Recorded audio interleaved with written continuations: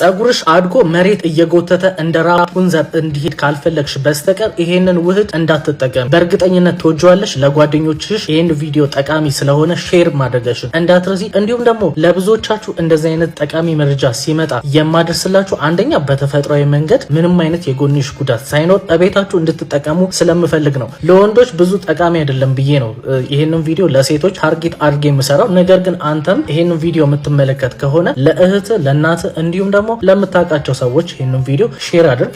ቤታቸው ውስጥ በነፃ ገንዘብ ሳያወጡ መጠቀም የሚችሉበትን ነገር ነው እየነገርኩ ያለሁት ማለት ነው። ማዘጋጀት ያለባቸው የመጀመሪያው ነገር እሱን ከመናገሬ በፊት ከየት ሀገር ሆናችሁ እንደምትከታተሉ ወይም ደግሞ ይሄንን ቪዲዮ ከወደዳችሁት አንዳንድ ቁጥር ኮሜንት ላይ ጻፉልኝ። ይሄንን የማደርግበት ምክንያት ለብዙ ሰዎች ቪዲዮ እንዲደርስ ስለምፈልግ ነው። እንዲሁም ደግሞ ሳትረሱ ሁላችሁም ይሄንን ቪዲዮ ላይክ እና ሪፖስት አድርጉ።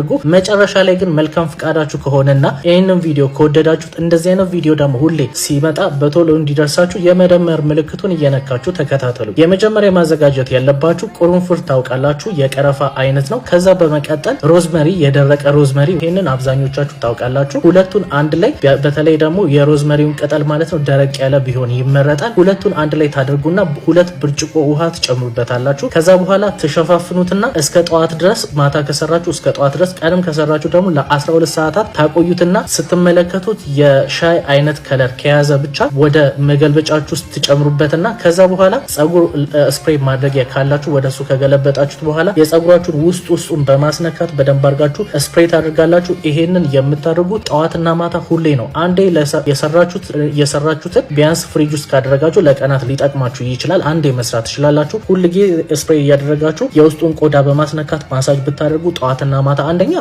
አንቲ ዳንድሩፍ ነው ሮዝመሪ እንደምታውቁት፣ ሁለተኛ ደግሞ ብለድ ሰርኩሌሽናችን እንዲፈጠር በማድረግ ጸጉራችን የእድገቱ እንዲጨምርና እንዲበዛ እንዲረዝም ያደርጋል። ይሄን ሁል ጊዜ ካደርጋችሁት በእርግጠኝነት ታመሰግኑኛላችሁ። አሁን የመጨረሻው ሰዓት ላይ ተገኝተናል። ይሄን ቪዲዮ ወዳችሁታል? ጥያቄ ነው። አዎ ከሆነ እዚህ ጋር የመደመር ምልክት አለ፣ ጠቅ ማድረጋችሁን እንዳትረሱ። እንደዚህ አይነት ጠቃሚ መረጃ ሲመጣ በቶሎ ይደርሳችኋል። ሪፖስት ማድረጋችሁን እንዳትረሱ። ሰናይ ጊዜ ነው።